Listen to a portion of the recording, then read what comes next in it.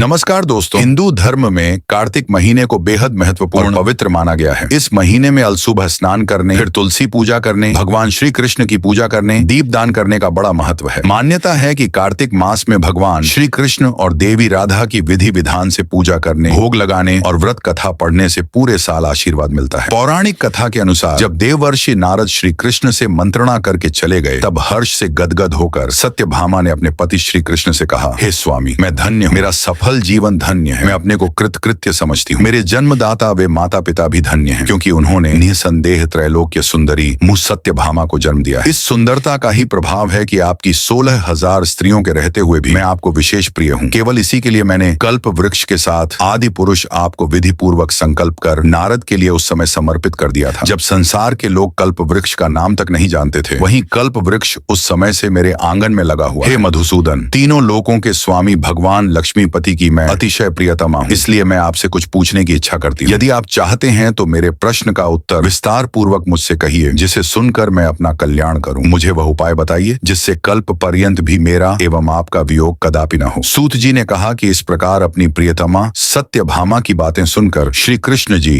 मंद मंद मुस्काने लगे। सत्यभामा का हाथ अपने हाथ में लेकर हास परिहास के साथ कल्प वृक्ष के नीचे पहुंचे और उस स्थान से सब सेवकों को हटा दिया। सत्यभामा की ओर देखकर हंसे, साथ ही पूछा कि क्या वह उपाय सुनोगी? सत्यभामा भगवान के इस अनुराग को देखकर संतुष्ट और पुलकित हो गईं और कृष्णचंद्र जी भी सत्यभामा को देखकर गदगद हो गए। श्री भगवान ने कहा कि हे देवी, वास्तव में इन 16,000 स्त्रियों के रहते हुए भी तुम मुझे प्राण के तुल्य प्यारी हो। तुम्हारे लिए तुम्हारी कल्प वृक्ष वाली जिद रखने के लिए देवताओं के साथ इंद्र से भी लड़ गया था। हे प्यारी, जो तुम पूछना चाहती हो तो वह बड़ी ही अद्भुत बात है। तुम्हें मैं जो किसी को न देने वाली बहुमूल्य वस्तु को भी दे देता हूँ, न करने वाला काम भी करता हूँ, छिपाने वाली बात भी कह देता हूँ, तो फिर मुझसे पूछने की आवश्यकता ही क्यों थी? तुम्हारे मन में जो प्रश्न हो पूछो, मैं कहूंगा। सत्यभामा ने कहा, हे नाथ, मैंने पूर्व जन्म में कौन सा दान, व्रत अथवा तपस्या की थी जिसके प्रभाव से मैं संसार में पैदा होकर भी संसार की बाधाओं से मुक्त हूँ और आपकी अर्धांगिनी हूँ। सर्वदा गरुड़ पर सवारी करती हूँ आपके साथ, इंद्रादिक देवताओं के यहाँ आपके जाने पर आपके साथ मैं भी जाती हूँ। यही मैं पूछती हूँ कि मैंने उस जन्म में कौन सा शुभ कर्म किया है? पूर्व जन्म में मैं कौन थी? मेरा कैसा स्वभाव था और मैं किसकी पुत्री थी? श्री कृष्णचंद्र जी ने कहा, हे प्रिय,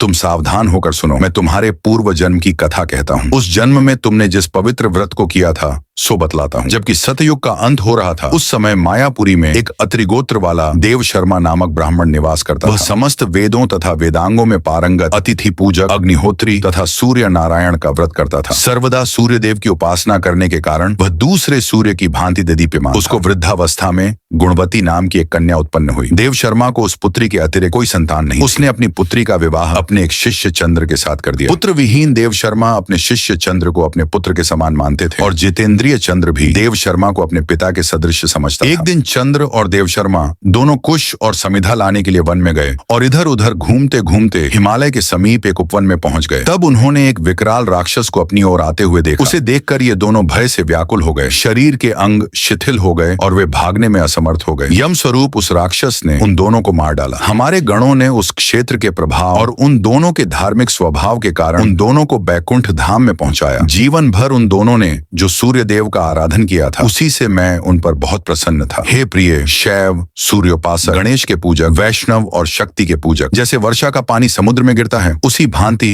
ये सब अंत में मेरे ही समीप आते हैं। अकेला मैं ही नाम और क्रिया के भेद से 5 रूपों में विभक्त हूँ। जैसे किसी का नाम देवदत्त है, वही देवदत्त किसी का बाप है, किसी का पुत्र है, किसी का भाई है और किसी का भतीजा है, लेकिन वास्तव में यह देवदत्त एक ही है। अस्तु, सूर्य के समान तेजस्वी वे दोनों मेरे बैकुंठ में आकर रहने लगे। विमान पर यात्रा करते थे, उनका मेरे समान रूप था। वे मेरे ही समीप रहते थे और उनके शरीर में दिव्य चंदन लगा रहता था। मित्रों, इस साल कार्तिक महीना 18 अक्टूबर से 17 नवंबर तक रहेगा।